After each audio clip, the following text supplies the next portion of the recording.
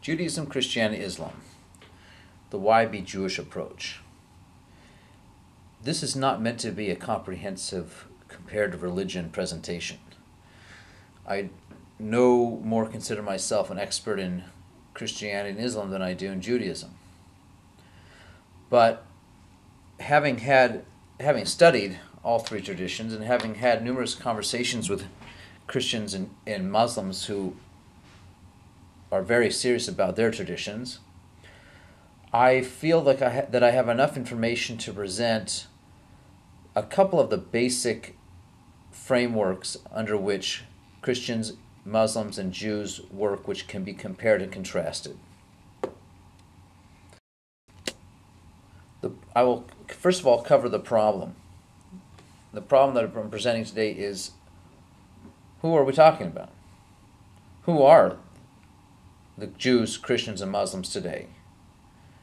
And why? Second of all, we're going to address the question of, are all the religions basically saying the same thing? Many people say this.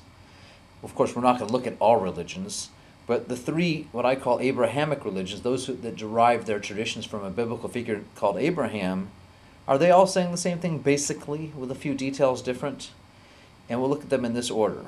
Christianity first, then Islam, then Judaism. Not quite in chronological order, because I want to save Judaism for the last.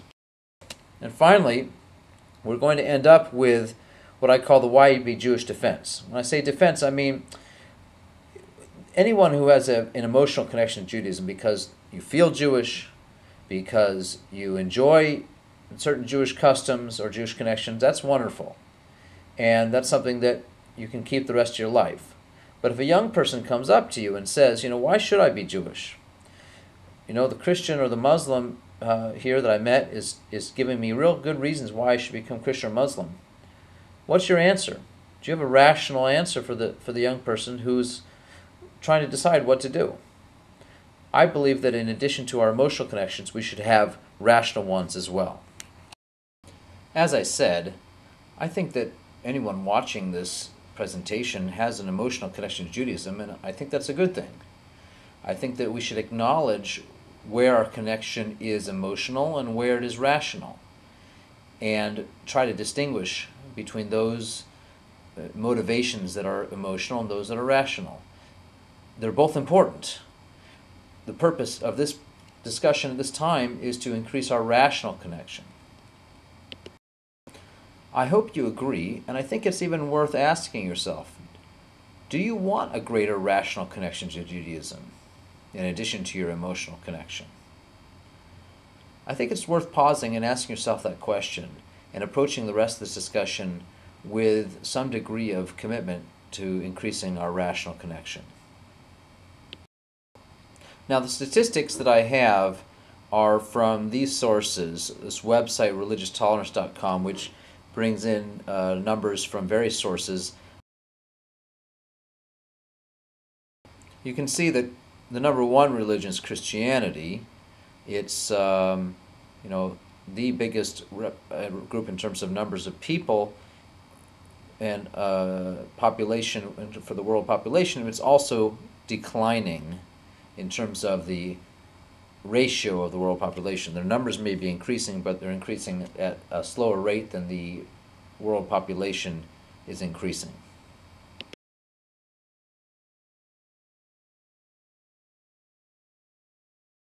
Compared to Christianity's third of the population, Islam is about a fifth, but it's also growing.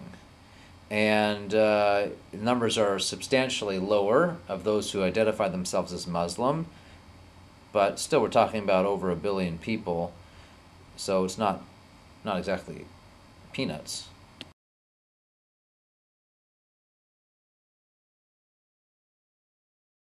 The third biggest groups are coming tied for third is Hinduism and no religion, about 12-13%.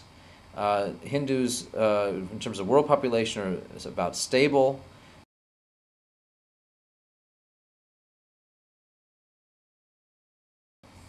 Finally, here's Judaism, tied for last place with a bunch of other small religions, including Baha'i and Sikhism, less than 1%. we are declining in terms of world population because our population, if it is increasing, which I doubt, it's certainly not as fast as the world population.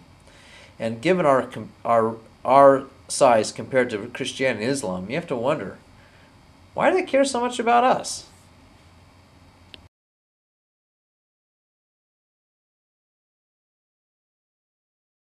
By the way, it is legitimate to ask, is this really a Jewish enterprise at all?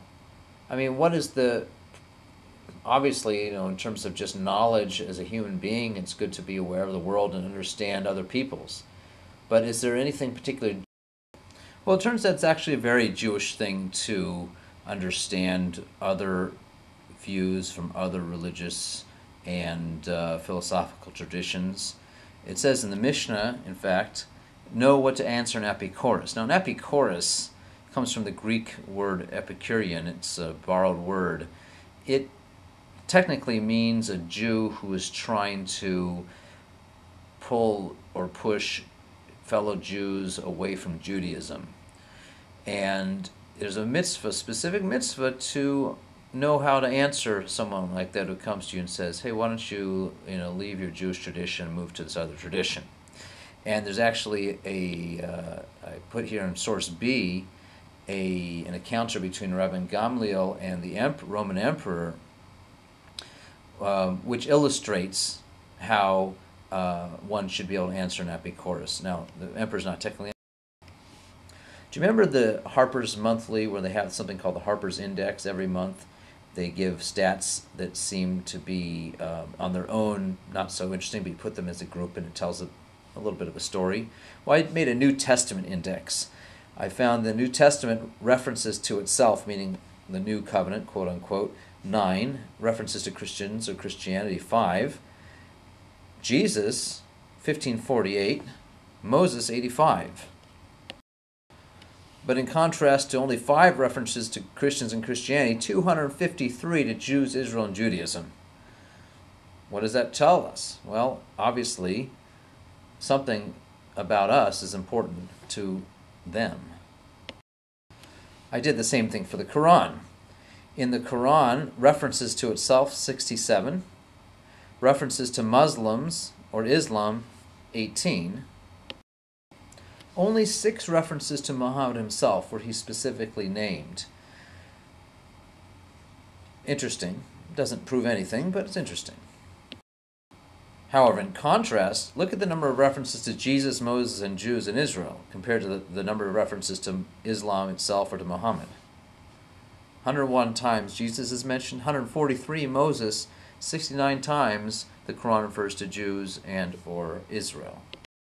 Let's look now at actual Christian sources. Here's a nice picture of Christian iconography with a nice Jewish mother here and cute Jewish baby. My goal in presenting these sources is to really understand what a Christian believes and why. I'm trying to be as sympathetic as possible, being a non-Christian. Now we have a problem, which is obviously there are many forms of Christianity, as there are multiple forms of Islam and even Judaism. So generalizing is risky. I think, though, that I've boiled down Christian belief into some universals that all Christians believe in general, and this can be... The first Christian source is from Tanakh, or what we call Tanakh, and they refer to as the Old Testament. Now, I've chosen Isaiah as one of many possible passages. If I were a Christian theologian, I would have a whole list of passages from Tanakh that illustrate and underscore and give credence to the Christian view of history and Christian belief. Let's read this passage together. Therefore the Lord himself shall give you a sign. Behold, the young woman is with child, and she will bear a son, and shall call his name Emmanuel. In the context, this passage is apparently talking about the birth of a messianic figure. And indeed, the name Emmanuel has been associated with Christianity and specifically with Jesus. However, the key phrase here that I'd like to highlight is young woman. The second passage that I would like to share from you from Tanakh that Christianity uses is from Jeremiah. Let's read it together. Not according to the covenant that I made with their fathers in the day that I took them by the hand to bring them out of the land of Egypt, my covenant which they broke, although I was their master, says the Lord, but this shall be their covenant I've highlighted for you. Not according to the covenant, meaning the old covenant, rather this shall be the covenant. Sounds like a new covenant. In fact, Christianity's term for itself is New Covenant. The Hebrew name. Now, the next source is from the Christian Bible, or the New Covenant, and this is the Gospel of Matthew. And Matthew here is pointing out, do not think that I have come to abolish the law or the prophets. I have not come to abolish.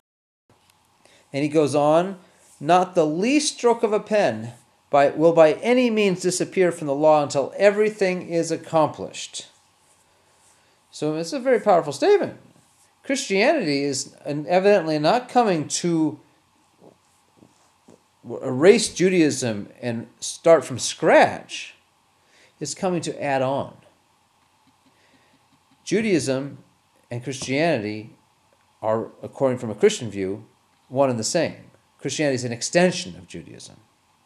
By the way, who were the first Christians?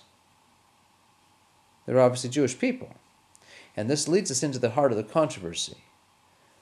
What should Christianity look like? The original Christians were all Jews, Jewish people who were observant, they kept Sabbath, they kept the kosher, and the various other laws. They went to Jerusalem to the temple 3 times a year or more. And they were now following this rabbi, as it were, in their eyes, named Jesus. And they're following this rabbi, and there's a discussion among them. Now that we're following Jesus, and he is the Messiah, he is the anointed God, anointed one of God, who we are supposed to follow as our messianic Savior. So, does that mean that the old ways, all the laws of the Torah, are irrelevant now? Is this Jesus cult, as it were, this Jesus following that we're doing, is this a peculiarly and particularly Jewish thing to do, and therefore it's part and parcel of Judaism? Or is it a worldwide vision, a worldwide mission, and it applies to non-Jewish people as well, in which case, how relevant are things like keeping kosher to non-Jewish people? Or maybe it does apply to non-Jewish people as well, and they should also start keeping kosher if they want to follow Jesus. This is the kind of discussions that were happening among the earliest Christians. Let's see where it led. One of the earliest Christians was a religious Jew named Shaul, or Saul in English. And he was actually started out opposed to the Christians such as Peter, who were declaring that, it doesn't matter about keeping kosher and those kind of. Now Paul has a showdown with Peter. When Peter came to Antioch, I opposed him to his face because he was clearly in the wrong. Before certain men came from James, Now here's Paul calling Peter on his. And I'll skip to the summary at the bottom. If righteousness could be gained through the law, Christ died for nothing.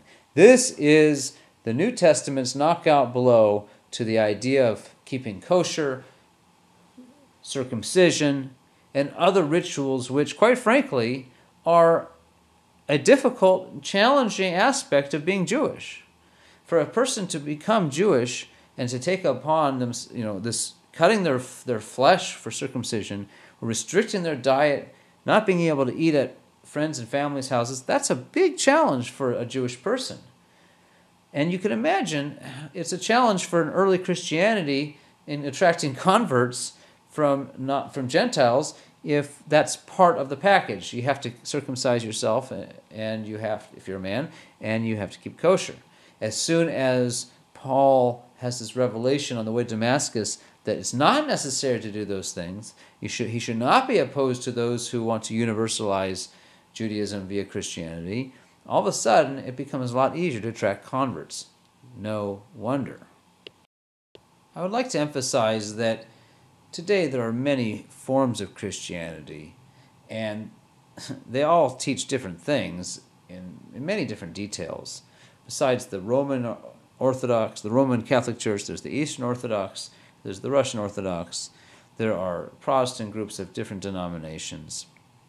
And it would be an error to try to summarize too much, or generalize too much about Christian belief, because it really is a wide, diverse body of belief.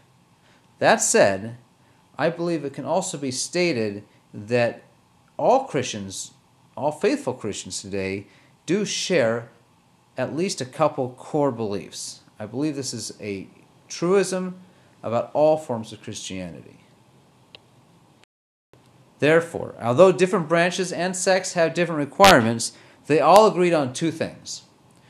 All forms of Christianity agree on the need to believe, meaning you have to believe these two things if you want to be a good Christian, no matter what form of Christianity you're talking about. Number one, that Judaism was true, had been true, but the Jews messed it up. And number two, that God/Jesus told one person, i.e. Paul, that belief in Jesus is the basic requirement to enter the kingdom of heaven, and the rest of us should believe him, meaning believe Paul, that he had this vision.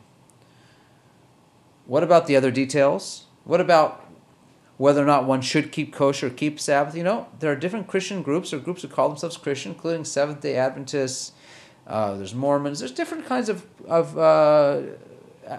branches of Christianity that have different beliefs about what they call the Old Testament and what to do with it. But they all agree that the basic requirement is belief in Jesus. That's how to go to heaven. And we know that from Paul. And why do we know that from Paul? Because Paul had this vision on the way to Damascus, this prophecy, and we should take his word for it. An interesting question, which is a side question, is, does Christianity allow Islam? In other words, I've asked this to Christian people before. Is there anything in Christian theology, is there anything in the New Testament that says categorically, this is the last, we are the final religion? There's not going to be another one. And therefore, the Vatican Catechism, this is the official statement of belief of the Vatican Church. I gather this was formulated in the Middle Ages when Christianity was indeed encountering Islam, states categorically there will be no further revelation, and you have... Let's now look at Islamic sources. The illustration here is from the Koran, and I admire the way the Quran texts are often decorated, very beautiful, and it's actually risky for someone who doesn't read Arabic could make an error and not realize that this beautiful work of art is actually text from the Quran, and therefore not treat it with proper respect. This has happened numerous times with Westerners, non-Muslims, visiting Islamic countries. I heard about a case where a couple was decorating their apartment in a particular Islamic capital, and they found a beautiful mirror they thought was just a gorgeous, and they found it at a flea market, and turns out the mirror is decorated with verses in the Quran. They had no idea. They thought it was just stylistic. But in any event, let's look at the Islamic sources and try to understand how Islam and Muslims see themselves and their relationship to Judaism just as we do with Christianity. I need to preface these passages from the Quran with a word about my methodology. The Quran is a long work. It contains many, many more passages that are quotable and notable than we have the time to cover here. So I have had to make a lot of selections based on my editorial judgment. What I've done is I've selected passages which I think illustrate the scope of Islamic belief about where Islam comes from and its relationship to Judaism and to a lesser extent to Christianity. I have certainly left a lot out. Now, the Quran here is being quoted out of context, which can be a bit of a problem, and I acknowledge that. I hope that we by looking at these passages, however, we'll get a sense of what the Quran's all about. The Muslims, I should say that my understanding of Islam is not based on my own reading alone. I've had conversations with Muslims, and particularly an ongoing correspondence with a Arabic language school teacher in Saudi Arabia who is a believing Muslim. The purpose of our correspondence, the explicit purpose of our correspondence, is for him to convert me to Islam. I accepted that was the purpose because I really honestly wanted to hear his strongest, most persuasive arguments. And I also told him up front, I am skeptical and I'm not sure I don't think you'll succeed, but I'm certainly willing to hear you out. That's been the basis of our correspondence for, many months. And the passages that I'm quoting you, many of them are those that his name happens to be Muhammad, by the way, many passages that he himself used as source texts for my study. A few verses later, the Quran refers to somebody called the followers of the book. Who do you suppose that is? Yes, that is the Jewish people. 2:120 is interesting because this is a passage that, as you can see, is not one that Muhammad, my correspondent, cited to me, but it's one that I cited back to him. He challenged me to read the Quran, and one of his proofs that the Quran is true is that it contains no errors and no contradictions, and only a book written by God. Here we have an explicit statement, 3:19, surely the religion with God is Islam. It's not accommodating other religions with God. And someone who desires a religion other than Islam, the consequences are not very pleasant. If you're interested, you should look it up. A similar passage in the next chapter completes the idea. God has cursed them on account of their unbelief. By the way, if you've ever studied medieval European history, this passage may ring a bell, because medieval Christianity used a similar line of thinking to rationalize why there are Jewish people still around and why we are justified in keeping them in ghettos and downtrodden and so on, because they're cursed and they're a sign for us what happens to someone who doesn't believe. What about the fact that the Jewish people were once God's people? 5:12. Certainly God made a covenant with the children of Israel once upon a time. Next verse, on account of their breaking their covenant, however, we curse them. Now, is this news to us? Have we ever heard this idea before of Jews breaking their covenant, being cursed? Well, I'm reminded of a passage in Jeremiah we saw a few minutes ago. It says there that we indeed broke the covenant, so that's not new. What about being cursed? Well, in fact, it does say in Deuteronomy, if we ever break the covenant, God will curse us with all kinds of terrible things. The question is how you read the text and what that implies for us today. The Quran contains, as I pointed out at the beginning of this presentation, many references to Jews. Here are two more. So when they neglected what they had been reminded of, we delivered those who forbade evil, and we overtook those who were unjust with an evil. Now, a Muslim cannot be caught into the same trap as a Protestant Christian about further revelation, because the Quran says explicitly in 33:40, Muhammad is the last of the prophets. So the idea that there might be a future prophet is directly contrary to Islam. In addition to the written Quran, there is a set of texts in Islam called Hadith. The Hadith are not believed to be Muhammad's direct dictation from God. Rather, they are statements by Muhammad's disciples about things. Now, that difference of opinion between, say, someone in Hamas and my correspondent in Saudi Arabia does lead to the same problem we had in Christianity. Islam is a diverse religion. It is not monolithic. It has numerous different subgroups, from Shiites to Sunnis to Wahhabis to people might call themselves moderates, various different beliefs. And it would be erroneous for me to simply portray Islam as monolithic when it is not. However, as with Christianity, I believe there are certain core beliefs that are shared by all believing Muslims, without exception, and here's what they are. Even though this passage is quoted from the Royal Embassy of Saudi Arabia's website, which does represent one branch of Islam only. I believe this is a universal belief here that I've highlighted, shared by all Muslims. I quoted more that I'm going to read simply for your benefit so you can read a little bit more on the site, but you can also look it up on their website. But the blue passage states, the Quran is a record of the exact words revealed by God through the angel Gabriel to the Prophet Muhammad. Not one word of its 114 chapters, surahs, has been changed over the centuries. Regardless of which time a Muslim lives in, which period of history, which country, which culture, I believe that all believing Muslims believe this is true. Absolutely true, that the Quran is the exact words of God to Gabriel, to Muhammad. In addition, all Muslims, regardless of their culture or... Let's summarize.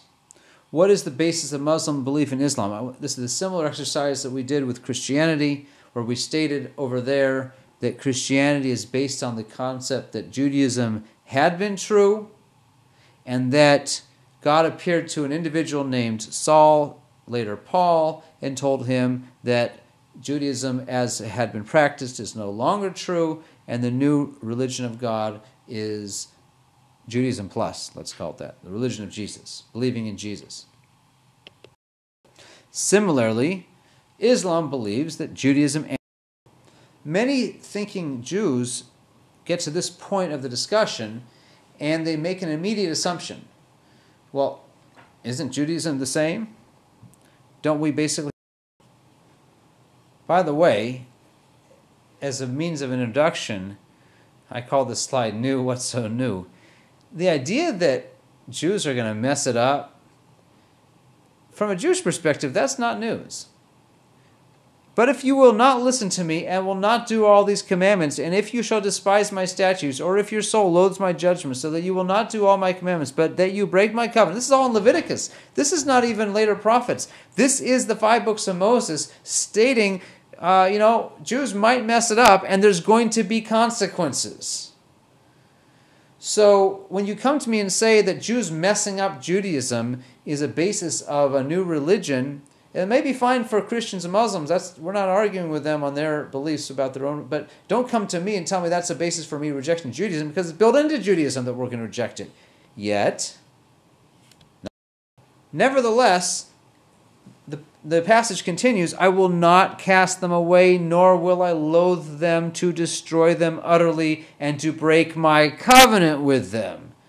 So our own belief system, okay, the covenant will never be broken, but maybe it will be expanded. Here's Deuteronomy, again, the 5 books of Moses. Whatever I command you, take care to do it. Well, that's obvious. But you should also not add to it, nor diminish from it. So it seems to preclude the idea of a new covenant for Jews. Well, it's even stronger because it goes on to say, if there arises among you a prophet or dreamer of dreams and gives you a sign or wonder, meaning someone who can prove him or herself to be a prophet, they can predict the future, they can tell you what the Dow Jones is going to close at next week exactly, or they can perform some kind of miracle. Sounds like a real prophet, right? But if they say to you, let us go after other gods which you have not known and let us serve them, meaning break away from your Jewish practice, I highlighted the key phrase, you shall not listen to the words of that prophet or dreamer of dreams, for the Lord tests you. In other words,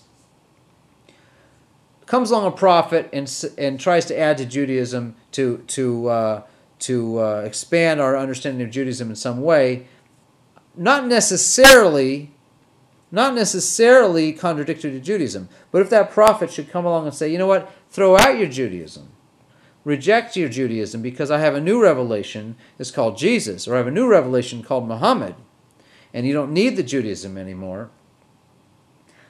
Not only do we have a passage to help us deal with that and say don't listen, but we can say to that missionary, you know what, we knew you were coming. Our Torah says you're going to come, and my Torah tells me that when this conversation we're having right now, you trying to convert me, is simply God's way of testing me. So I'm planning on passing the test. Thank you very much. So far, our presentation of Jewish passages sort of begs the question, what is the basis of Jewish belief in Judaism in the first place? I mean, it's nice that we have passages to prepare us for missionaries from Christianity and Islam, but who's to say those passages have any validity at all? Contrary to popular belief, Abraham and Sarah were not the first Jews. Technically speaking, there were no Jews until the experience at Mount Sinai. The experience of Mount Sinai was the starting point of having a Jewish people. What was that experience all about? Well, we have many, but I would like to highlight the words which I think so much set Judaism in contrast to Christianity and Islam, which is all the people saw. When the Ten Commandments are given at Mount Sinai, that's what's happening here. That's the thunderings and lightning and so on. All the people saw it. It doesn't say that Moses went up and said, okay, God gave me the Ten Commandments, here you go. Believe me, these are the real Ten Commandments. All the people had the experience, this prophetic experience. Only after that did they say, okay, we've had enough, Moses, you can take it from here.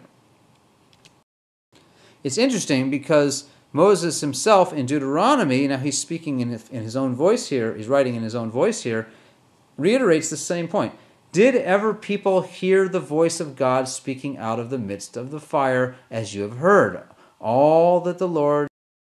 Not only do we have this tradition of a collective revelation, but it's built into the same tradition, the same text, that we should transmit it, that we should be telling this, that you may tell in the ears of your son and of your grandson what I've done in Egypt, the signs, etc. That you should tell your son in that day.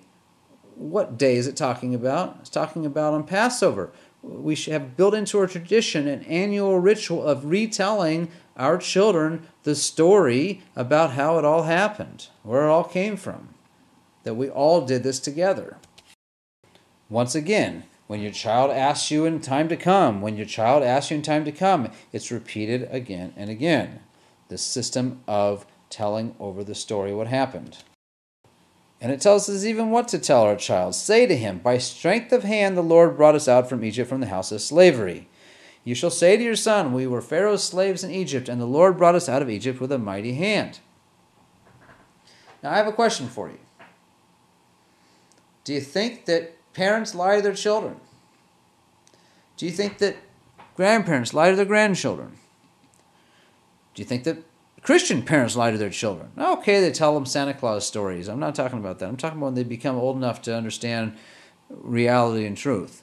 Do you think that Christian parents intentionally lie to their children? Do you think that Muslim parents intentionally lie to their children and make up stories?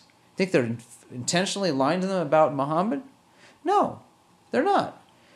A Muslim parent is telling his child, we are Muslim because our grandparents are Muslim and our great-grandparents were Muslim. And where does it all come from, says the child to the Muslim parent? Well, it comes from Muhammad, who came to our great-great-grandparents and told them that God spoke to them, and our great-great-grandparents believed him. I think that's what they tell their children, and I think it's true that that's why their grandparents believed in the Koran, because they chose to believe in Muhammad.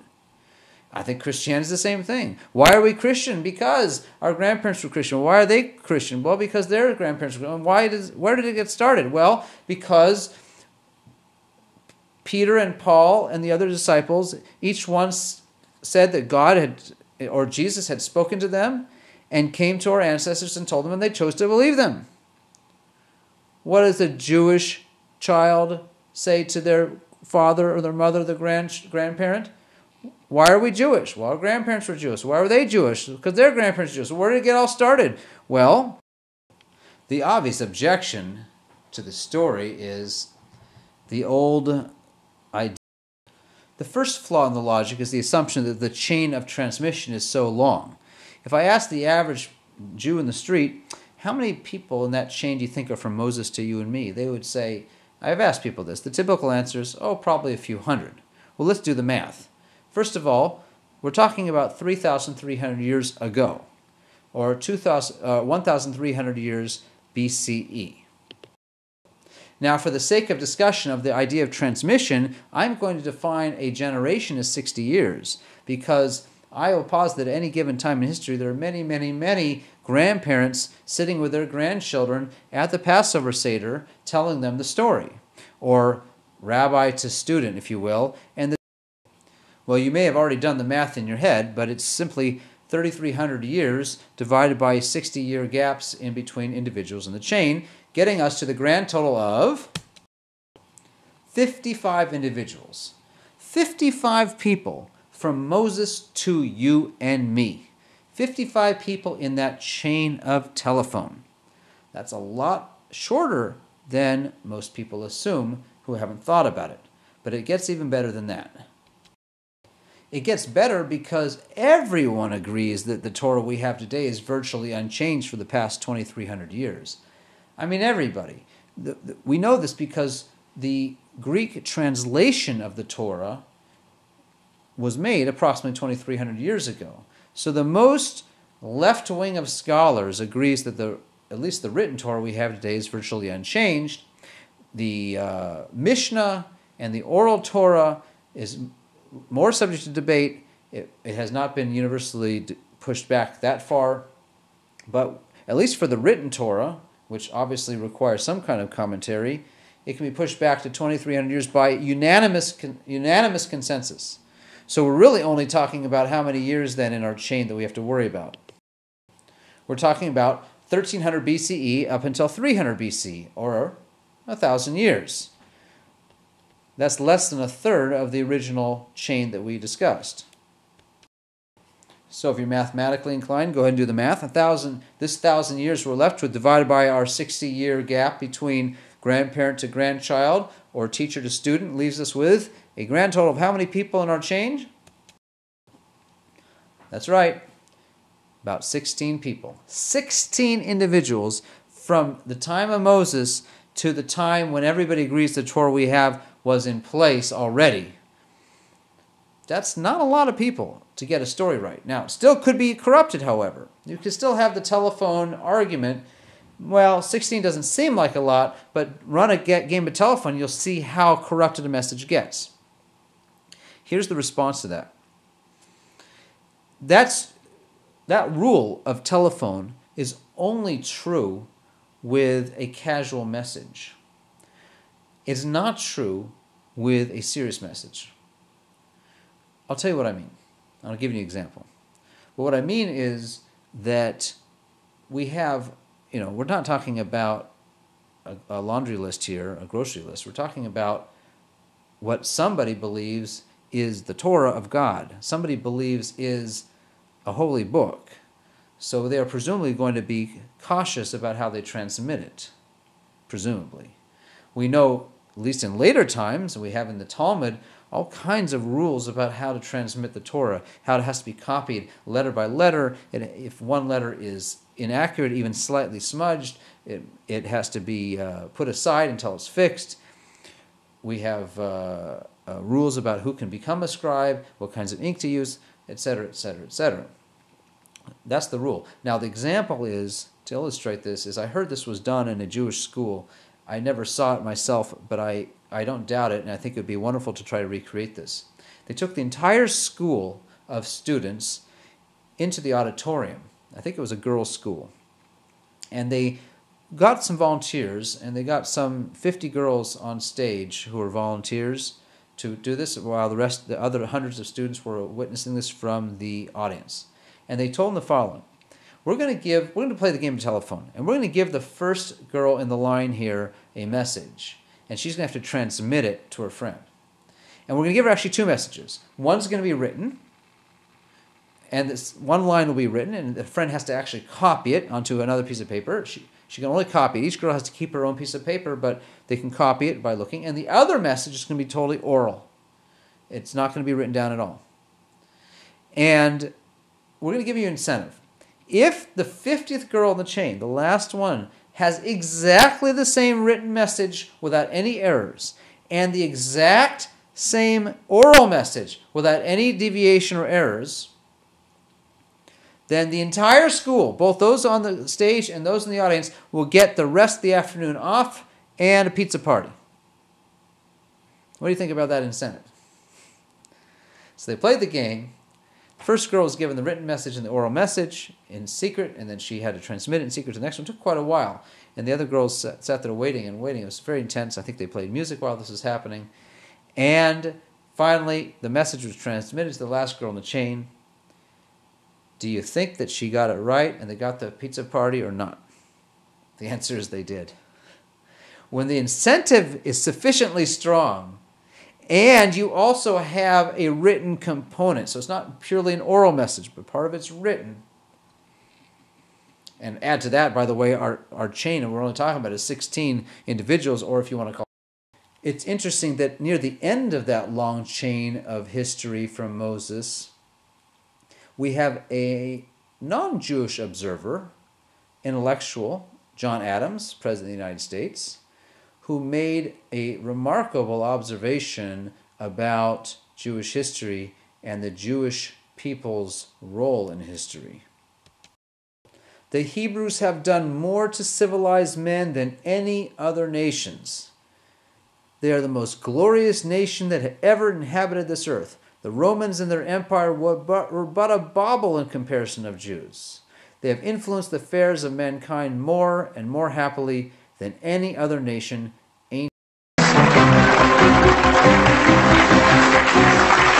Tonight's topic, Islam versus Christianity. Which is right? Islam. Christianity. Islam!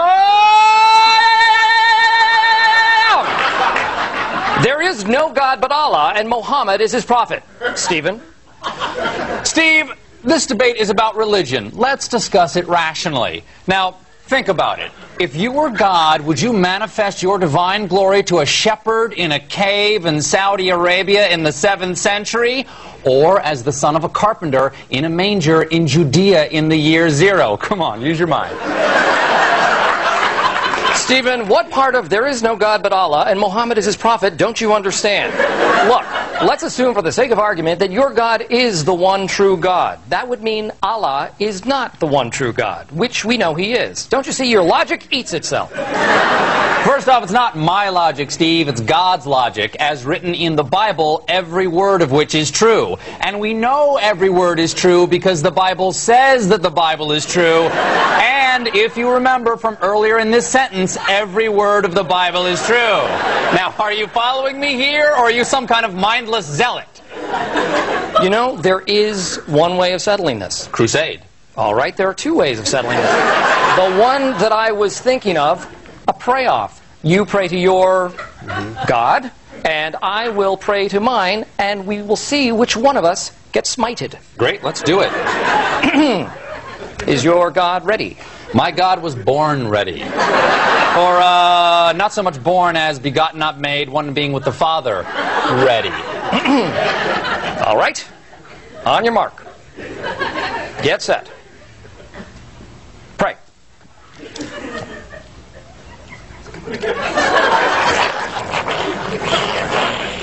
Done! No. I'm done too. And I appear to be unsmoted.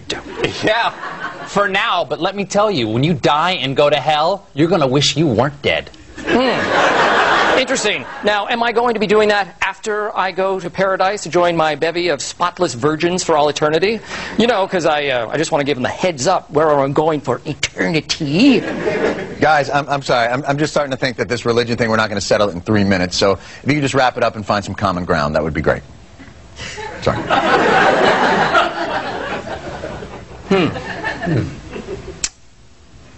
Maybe the Jew's right.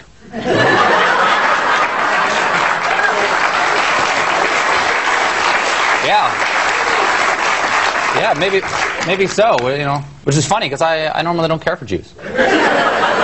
We don't either. Really? We seem to find them kind of scheming. We're very big on that, too. Really? Yes! Well, you know what? We're not so different after all.